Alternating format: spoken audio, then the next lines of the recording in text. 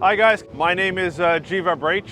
I'm one of the investment coaches with Team Koukun. I'm a real estate broker. I've been doing construction for 20 years. Welcome to 46 Terrace. This is a legal duplex that my client did. It's a semi, 1,000 square feet upstairs, same thing downstairs except there's a furnace room. We actually moved the furnace room to accommodate a second bedroom. It's a good sized lot and there's also side-by-side parking. You need the tandem parking, but because it's side-by-side, it's less headache for the tenants. That was something that we really like. And it backs onto a forest and there's no neighbors here on this side either. So why don't we go inside, have a look and just ask questions as we go along.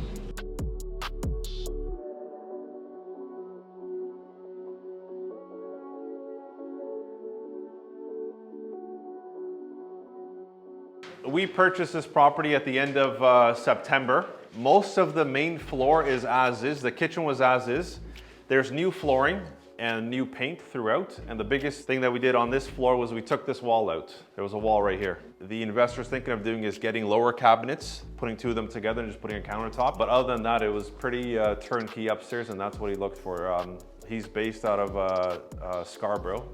And I think he's only been here twice throughout the entire process. The laundry is new, and then right beside the laundry is the new electric panel for upstairs, and that's about it. That was pretty much all that was done. New flooring, new baseboards, and paint, and the wall that was removed here. So this was bought for about $550. I think total renovations ended up being about $100,000, and there's a separate entrance already there on the side. Most of the properties use vinyl because it has the waterproofing as opposed to laminate, but it's just as easy to put in vinyl and laminate.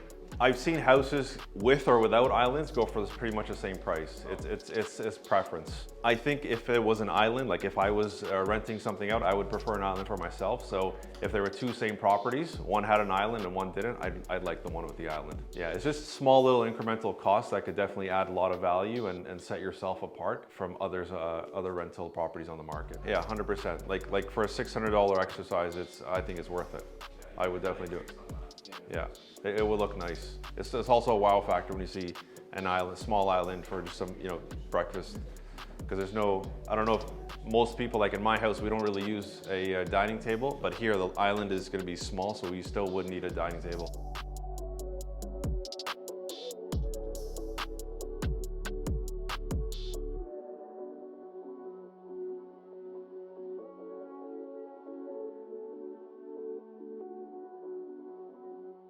So I just wanted to stand here and I saw everybody come in one by one and I heard wow and I heard ah and I heard and I heard a lot of those, but that's what I had. Like this was bought sight unseen by my investor. When I walked in, I had the same response.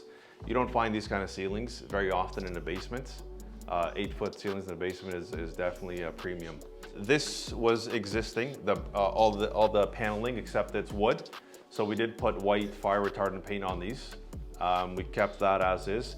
This is new, the kitchen. This was a 1-bedroom. You'll see the 1-bedroom in the front of the house. That was existing, and this used to be a furnace room. We took the furnace room over across the hallway, and we made another bedroom, and with a stacked washer dryer. The washroom was existing. So this client of ours wanted something that was more or less turnkey, and you had hit a $100,000 rental budget, and it was tough to find that, but we did, and yeah, this is the final product. This was not existing. We didn't have any plumbing for the kitchen, so we did have to break up some cement in the bathroom to get plumbing in. Again, this room behind us, this bedroom, was a furnace room. So we moved everything over to the small spare room in there, and that was about a $3,000 exercise, and we were able to make that into a second bedroom. And it's a respectable size. It's over 100 square feet. So, ideally, if you want to make a bedroom, try to be over that 100 square foot mark for a bedroom. Yeah, so that one has a duct smoke detector, so if there's ever smoke, it'll automatically, there's a kill switch in there and it'll shut everything down. And then the ceiling we ripped out all the ceiling and we put in new fire rated ceiling as well. That had to be done by the city. So we have egress windows, which are big enough to escape. And then you also obviously have to have an external separate entrance and exit. It's totally up to the investor. A tankless yourself, if you have the cash, you're looking at about close to $3,500 exercise all in. This one, I think the monthly tank rental was $35 a month. and they just moved in, they just kept it as is. Myself, I prefer tanks because there's enough hot water available for both tenants, and no one's ever going to complain. What you should always do if you have a hot water tank is put a pan underneath with a separate hose on it that goes straight to a drain. If it ever fails, you're not going to have a flooded basement. It'll go straight to a drain. So they're going to ask 2,100 upstairs, which is reasonable for a 3-bedroom and the size. And for the basement, they're actually going to try to go for 1,850. Yeah, the backyard is mostly communal for both. I think he is thinking of putting a gate there. If it's a big enough lot, you can divide it. You know, you can put a small, like a little area, or talk to them before renting it out. But always set the expectations right at the beginning. So parking, there's enough for 2 cars tandem, and then 2 cars on this side as well. So each unit could have up to 2 cars, and they'll be in tandem. But at least you don't have to, like, it's not a small, you know, alley where each tenant has to be like, hey, can you move your car because I got to get out. That's one of the main reasons that we were attracted to this property. And like I said, he bought a sight unseen. Actually, on the sheets, the rent is $1,750, I think it was. So if you get $1,850, it's almost $1,000 cash flow a month. But Koukun actually sat down with the mayor of Welland.